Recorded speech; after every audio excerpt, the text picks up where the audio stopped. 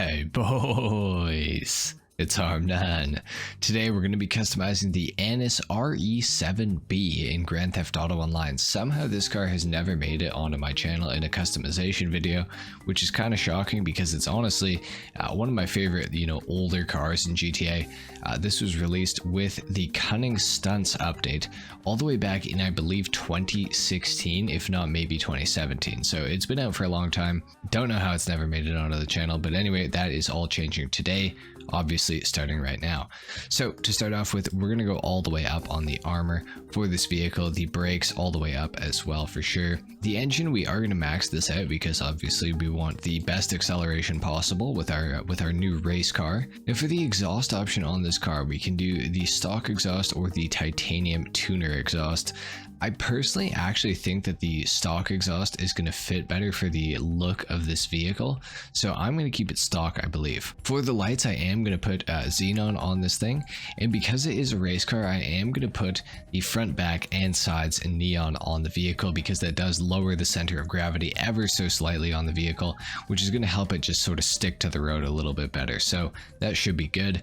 For the livery options, we have no livery as an option that we can do for this vehicle. We also have the Estancia livery that I have on the car by default, because you can either purchase it with the Estancia or with the Pegasus livery as well. So you can choose which one of the two liveries that you like the better when you're actually purchasing this car. I'm not sure if I mentioned it already, but this thing is on sale this week, so if you guys are interested, you have until Wednesday to purchase this thing. For the livery option on this vehicle, I don't know what I want to keep. I do like the Estancia livery, however I do like the Pegasus livery. No livery on the RE7. I think it's just, I don't know, I think it works, but it's just a little bare. So I think for my build on this car, I am probably going to go for the Pegasus livery. I think that is just the better looking livery out of the two options, so we'll go for that one. For the color of this vehicle, we could go for my crew color, which is kind of a mint green. I don't think that it looks that horrible, honestly, so that is possible. We're going to scroll through the color options and see if anything kind of sticks out. I was thinking about maybe going for some sort of an orange, like even bright orange. I think that kind of, I feel like it kind of highlights the livery like pretty nicely, so that is a good option. We also have several different types of yellow that we could go for. Not a super fan of yellow though on this car. I think there's a lot of blue going on, which I feel like means you can't put very much yellow. However, it is still always an option, so we can't count it out yet.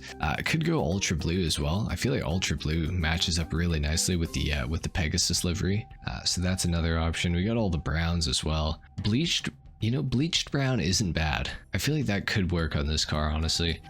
Could even do like a purple or something like that, but it doesn't really work too well. Of course, we have ice white and frost white as well. I'm personally thinking though, I think the orange is gonna look pretty nice, so I'm thinking we go for the, do we do sunrise orange or bright? I feel like regular orange is the best looking out of the three, so I'm gonna go for regular orange with this. Now for the secondary color, what does this entail? What does this actually do? Is it the brake calipers? Is it something on the interior? I do not see that this is changing anything, but just in case that it does, we will go for a orange, because why not? Yeah, I don't know what that changes. That's kind of weird, but anyways, for the spoiler on this vehicle, we can change it to a carbon tail instead of having the stock spoiler.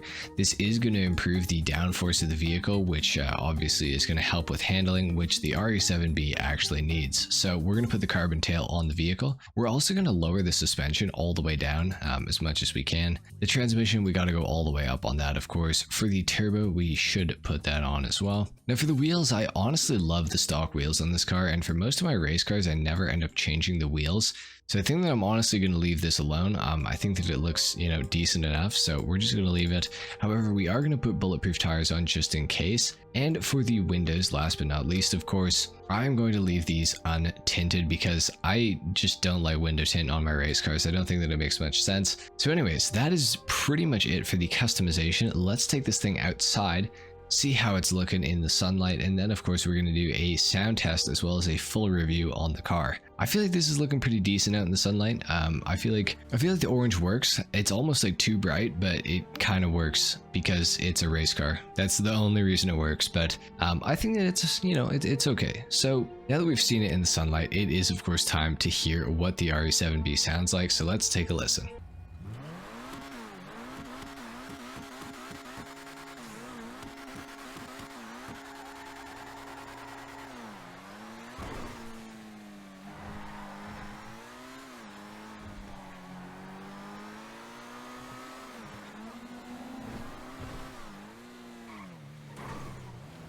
It's not a terrible sounding car. It's not that great either.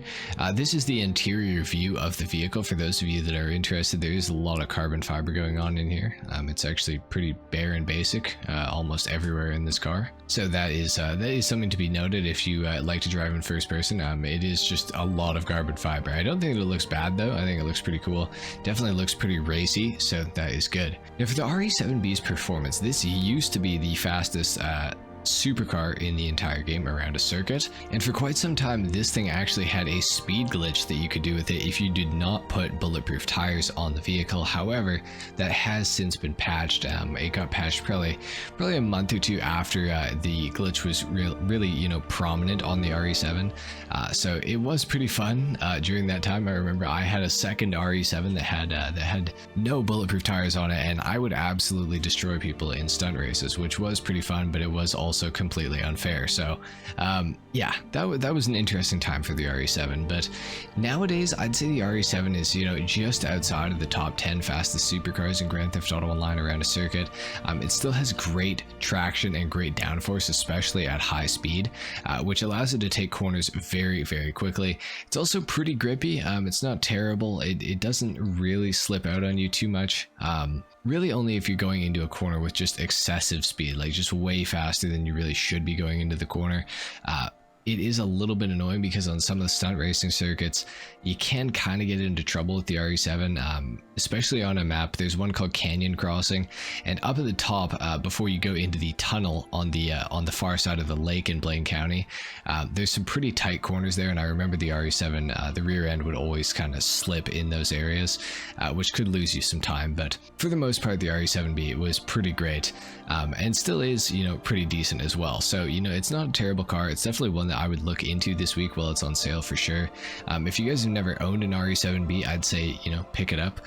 If you got the money lying around. It's about $1,732,000 as opposed to its usual $2.4 million price tag. So it is down quite a bit right now. It is a great car. It is fun to drive around in free mode. Unfortunately, as you guys saw, there's not a whole lot of customization that can be done to the vehicle, sadly.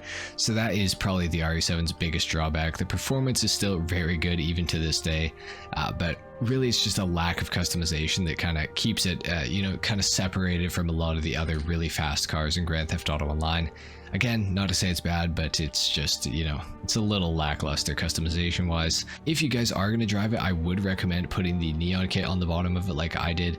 I have noticed that the traction seems to be a lot better than I'm used to with the RE7 since I put the neon kit on the bottom of this thing. I remember when I used to drive it, it would not be able to take some of these corners nearly as fast as I'm taking them right now in this review. So that is good that we've kind of got that figured out about the neon. That definitely does help. Make sure you guys also put the spoiler option on just for some additional downforce to try to make this thing as tame as possible when you were driving it at high speeds. Anyway guys, that is pretty much it for the Anis RE7B customization and review in Grand Theft Auto Online.